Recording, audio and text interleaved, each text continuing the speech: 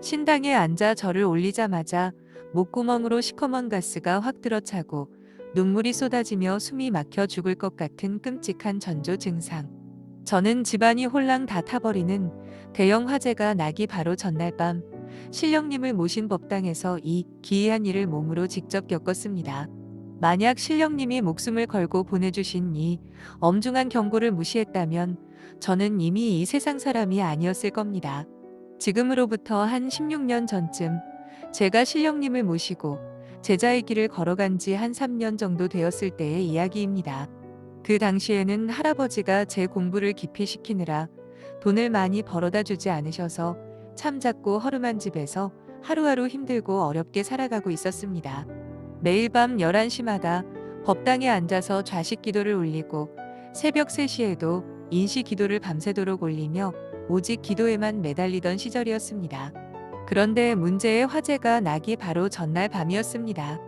여느 때와 다름없이 밤 11시에 법당에 들어가 절을 하고 자리에 앉았는데 느닷없이 목이 턱 막히면서 숨을 도무지 쉴 수가 없는 겁니다.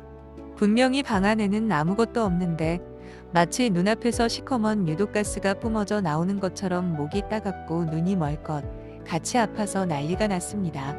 눈물 콧물이 비 오듯 쏟아지고 가슴이 터질 것처럼 조여오는데 정말 단 1분도 앉아있기 힘들 만큼 죽을 것 같은 고통이 온몸을 휘감았습니다. 보통 1시간 반 정도는 꼬박 앉아서 기도를 올렸는데 도저히 버틸 수가 없어서 겨우 40분 만에 기도를 중단하고 밖으로 뛰쳐나올 수밖에 없었습니다.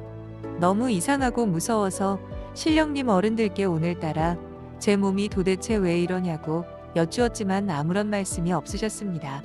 그저 할아버지가 마음속으로 내일 좋은 시간을 보내려면 오늘은 일찍 자는 것이 좋겠다며 새벽 인시 기도는 올리지 말고 그냥 푹 잤거라 하고 나지막이 공수를 내리실 뿐이었습니다.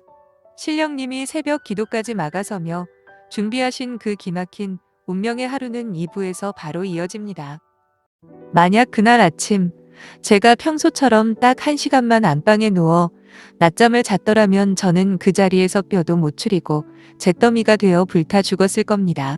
전날 밤 신령님이 새벽 기도까지 쉬게 만들며 저를 밖으로 내보내신 덕에 저는 기적적으로 생사의 갈림길에서 살아남을 수 있었습니다.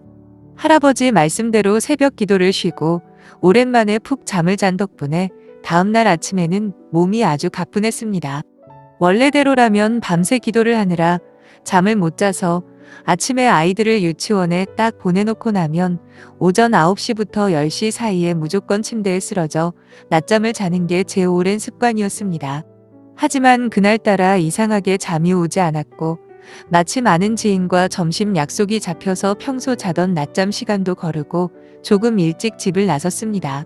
참 신기한 것은 그 무렵 형편이 너무나도 어렵다 보니 매달 나가는 실비보험이며 다치는 보험까지 돈 아까워서 싹 다 해지해 버리려고 마음을 먹었던 때였습니다. 그런데 신령님 어른들이 다른 보험은 다 없애도 되니까 매달 5만 얼마씩 나가는 주택 화재보험 딱 하나만큼은 무슨 일이 있어도 절대로 깨지 말고 남겨두라고 강하게 공수를 내리셨습니다. 그 힘든 상황에 비싼 화재보험을 유지하려니 속이 쓰렸지만 어른들 말씀이라 카드 빚을 내서라도 그 보험 하나를 결혼반지 지키듯 살려두었습니다. 그렇게 화재보험 하나만 달랑 남겨둔 채 제가 약속을 위해 집을 비운 지 얼마 지나지 않아 저희 집에 엄청난 대형 화재가 발생했습니다. 나중에 알고 보니 전날 밤 제가 기도할 때 느꼈던 그 숨 막히던 고통은 집이 불탈 것을 신령님께서 제 몸을 빌려 먼저 겪게 하신 생생한 전조 증상이었습니다. 집안을 통째로 집어삼킨 대화제 속에서 신령님이 보여주신 상상도 못할 대기적은 3부에서 이어집니다. 거실과 화장실, 그리고 아이들과 함께 잠을 자던 안방까지 형체를 알아볼 수 없을 정도로 새까맣게 타서 녹아내렸는데 신령님을 모셔둔 그 작은 방 안쪽으로는 불길이 단 한 걸음도 들어가지 못했다면 믿어지시겠습니까? 온 집안이 잿더미가 되어 무너져 내리는 와중에도 오직 법당 안으로만 시커먼 그을음이 조금 들어갔을 뿐 신령님 어른들이 계신 신성한 자리는 불길이 감히 범접하지 못하도록 사방을 완벽하게 가로막아 보호해 주신 것이었습니다. 화재 진압이 다 끝나고 나자 처음에는 소방서에서 법당에 켜놓은 촛불 때문에 불이 난 게 아니냐며 저를 사방에서 몰아붙였습니다. 하지만 저는 눈 하나 깜짝하지 않고 촛불 때문이 절대 아니니 과학적으로 똑바로 감식하라고 당당하게 소리를 높였습니다. 결국 정밀 조사 결과 제 말대로 촛불이 아니라 노후된 전기 합선으로 인한 화재임이 명확하게 밝혀졌습니다.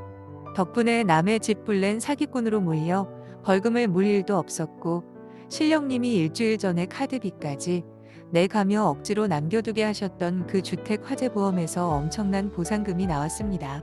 그 돈 덕분에 탄내 나던 집을 완전히 새 집으로 깨끗하게 수리했고 타버린 가구부터 가전제품까지 전부 최신형 새 것으로 싹 바꿀 수 있었습니다.